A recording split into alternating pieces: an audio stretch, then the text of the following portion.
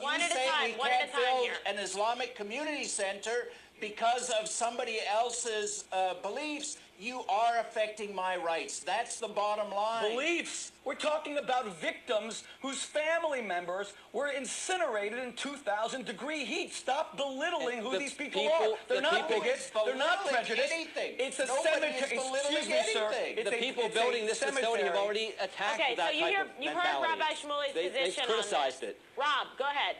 Well, the people building this facility have been very clear. They've condemned the terrorism. They've condemned the attacks. They don't stand in any solidarity with this. In fact, their view of Islam is something that al-Qaeda and the terrorists would absolutely hate. They would never feel comfortable in a mosque like this. Let them say it in a museum. They have said it many times. They don't have to build a museum. Rabbi, they don't have to build a museum to keep you happy. Just one floor. That's all we ask. They don't have to build a museum to keep you happy. They have the right. This isn't about me. They have the right to build their facility as they see fit. That's the First Amendment. If you don't understand that, I'm sorry. It's a core American constitutional principle. But Rob, you're separation coming from a of church and state. The government does not have the right to come in and tell you what your facility must contain and what it cannot, what it can't That's not what he's saying. Rob, I get your point. Yes, that's exactly what he's saying. No, he's not saying that. He's saying that this should not be built unless it has a museum that he wants to see erected there. Listen, hold on. Here's the deal. What is the problem? Okay, we're not talking even right now about First Amendment. Yes, he's saying go ahead and build it. His suggestion is, wouldn't it be the appropriate, the humane thing to do to honor the victims? Wouldn't that really help bring communities together? That's fine. And bring that foster suggestion to the planners. Ask them. It's their right to either accept it or reject it. Yeah, so I'm just asking you two gentlemen whether you think that that is a good idea or not. My argument is that the very existence of a center that promotes tolerance and peace among religions is a much better testament to that sentiment than having, a plaque erected somewhere or a statement. The very fact that this place exists, that it will be teaching tolerance, that it will be building bridges among religion, will stand as a repudiation of all the terrorism and all the extremism that we have seen. That is a much stronger statement. And I want to go back to the rabbi's use of the term Islamic intolerance. How would he feel if somebody used the term Jewish intolerance? He wouldn't like that, and I don't like the term Islamic intolerance. Islam is a tolerant faith, has been historically for centuries. So let's get our terminology straight. And we can't. Ibrahim, can I respond to this, please? Ibrahim, you are creating a paper tiger. You're fighting something that doesn't really exist. I am a great defender of Islam. I have always been in all of my appearances and all of my writings, because you are correct. Historically, when Christians kicked the Jews out of Spain, out of Portugal, 1492, 1503, the Muslims took them in. But there is a new face of radical Islam that must be repudiated by peace-loving, God-fearing Muslims like yourself. And Muslims, American Muslims have repudiated. You are interrupting me again. You are interrupting me again. And attacking terrorism that we've seen, we have repudiated it in every form. And attacking me on the air isn't going to help the situation. I think that you should join me. I haven't attacked you. I questioned your premise. I can't speak because you're interrupting me at every turn. Okay. It is my strong opinion that if you were to join me in calling for our Islamic brothers and sisters and your Islamic brothers and sisters who are building this Islamic cultural center to incorporate a proper memorial to the 3,000 people who died, as well as an utter repudiation in a museum form of those who do preach Islamic intolerance, I believe that this center would be very successful in achieving its aim. And I'm sure they'd be glad and sit down and talk to you about it. If you sit down and you tell us that this is not ground zero, a denial of fact, that it is that they have a right to do whatever they want, irrespective of how people feel, which is a denial of human sensitivity, I believe your efforts will be counterproductive. Likewise, if we have conversations that are very condescending, with Rob saying to me, you don't understand the First Amendment, and you telling me that I'm a bigot, I believe you're just going to foment greater and greater misunderstanding. I support the building of this, but under certain conditions. But I always said, my opinion doesn't matter. It's the families. Sit with the families, thousands and thousands of people who till today mourn the deaths of parents, brothers, sisters, children, and ask them, can we have your support? And by the way, there are 9/11 families who support this Islamic Community Center.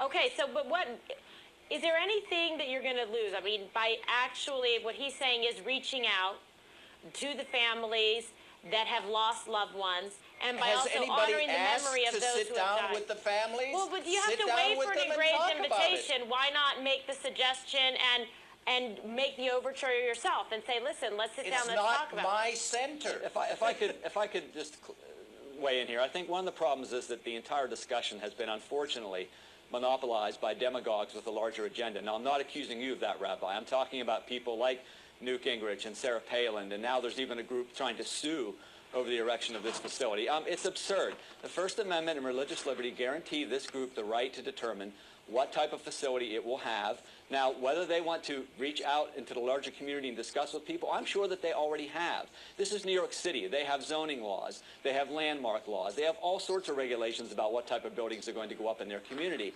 They've been through the process. They've jumped through the hoops. They've talked to people.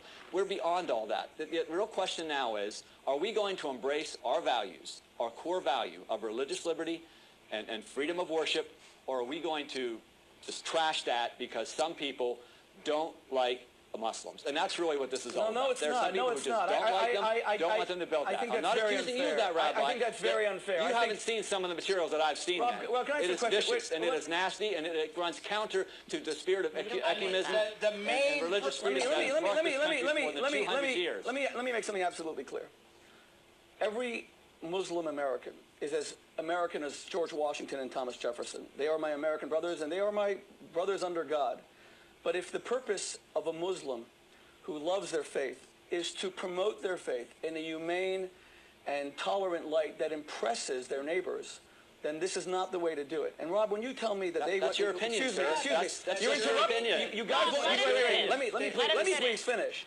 When you tell me that they've canvassed every bureaucrat in New York, that they've gone through all the planning boards, they've spoken to all the politicians, I am telling you, they should have announced in a giant ad in the New York Times. I mean, they have $100 million to spend. That costs $50,000, saying... they have a website. Excuse me, sir. They've been pretty open about it. I think they should take out a giant ad in the New York Times tomorrow. Again, that's what you think. They didn't want to do that. Well, you can't even hear what I'm thinking because you keep on speaking. You keep on speaking about what you're saying is so bizarre. You keep on speaking about the First Amendment, but you will not let me exercise I wonder my if own you're First a Amendment. rabbi or an interior decorator. This is astonishing. You guys won't even let me speak. Okay, so well, if your purpose is... What you're saying doesn't make any sense. They have decided that they're going to build this facility. They have a First Amendment it's funny. You talk about the First Amendment right, but you won't let me speak. Can I exercise my First Amendment right, please?